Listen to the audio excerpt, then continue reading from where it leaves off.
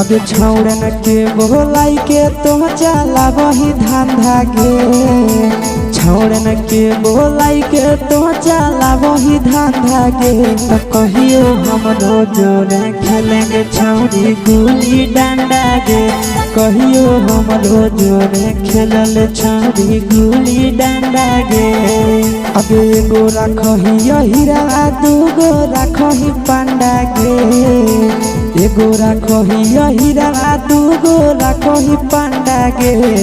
कहियो हम जोरे खेलेंगे छौड़ी गुली डंडा गे। कहियो हम जोरे खेले ले आवे गुली डंडा गे।